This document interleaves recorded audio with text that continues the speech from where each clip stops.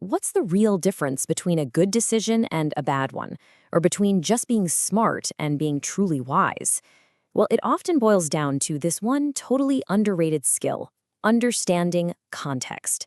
We're about to see how a simple shift in your thinking can change absolutely everything. Let's get into it. Okay, picture this. It's Friday afternoon, you're getting ready to check out for the week, and this email lands in your inbox. Just 2 words in the subject line: budget, urgent. What's your gut reaction?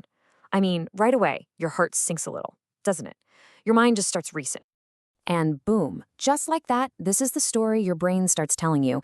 We're over budget, my job's on the line, well, so much for the weekend. I am in big trouble. See, without any real information, our brain defaults to the worst case scenario. It literally invents a story. But what if that's not the real story? And there it is, the rest of the email. It just says, I found a way to save 30%. And in a split second, everything flips. Crisis turns into celebration. Now, the words budget urgent didn't change, but their entire meaning did. That, my friends, is the power of context. So what we all just experienced right there is what you could call a meaning mirage. It's what happens when our brain just can't stand a vacuum of information, so it rushes to fill in the gaps. And as we just saw, it very often gets the story completely and totally wrong.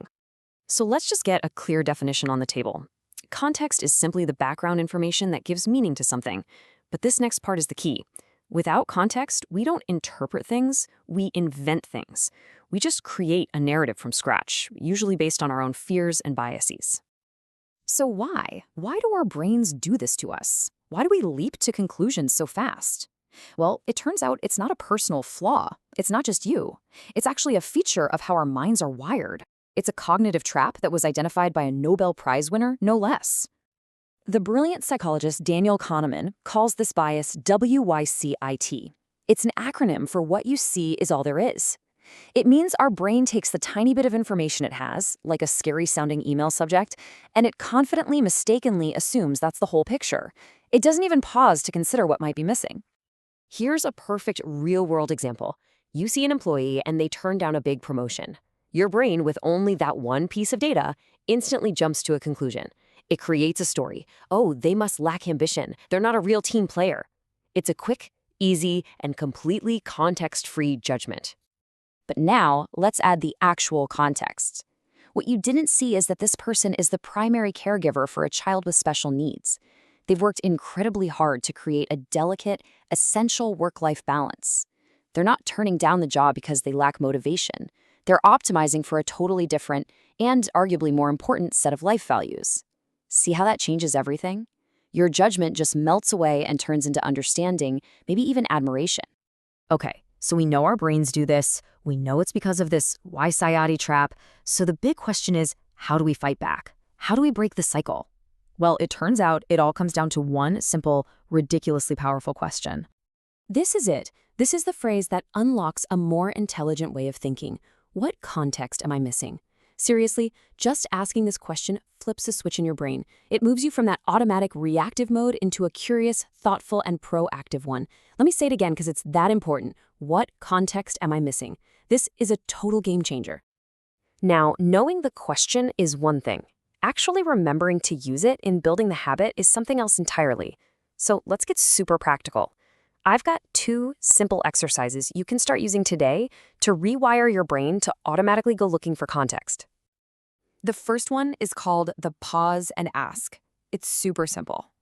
The next time you feel that flash of anger or that pit of anxiety in your stomach, that's your cue. Step 1, just notice the feeling.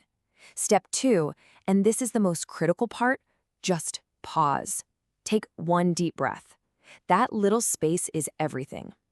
And then step 3, ask, okay, what else could this possibly mean? The second exercise is the story rewrite. Just look at these examples. Your friend cancels on you last minute. The automatic story is, they don't value our friendship. This is about me.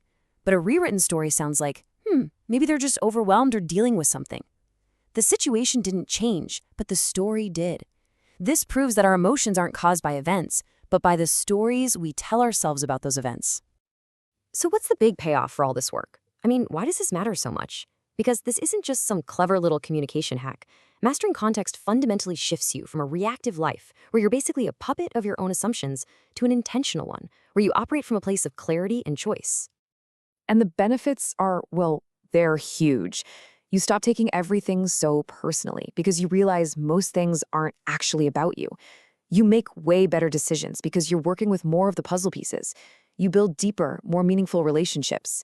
You avoid making huge mistakes based on bad assumptions. And you start to develop what you could call real, genuine wisdom. And listen, this isn't some fringe idea. Some of the greatest thinkers have all arrived at this same core principle. Stephen Covey famously called it seek first to understand. Former FBI hostage negotiator Chris Voss calls it tactical empathy. Carol Dweck's groundbreaking work on growth mindset is all about how context changes how we see challenges. They're all pointing to the same truth. As we wrap up, I want to leave you with two profound thoughts. First, from Daniel Kahneman again, we are blind to our blindness. Think about that. The biggest problem is that we don't know what we don't know. We are completely unaware of the context we're missing, and yet we act with total certainty. And that leads directly to the second insight, this time from Stephen Covey. We see the world not as it is, but as we are. Our past, our mood, our beliefs, they all create this invisible filter that colors everything we experience.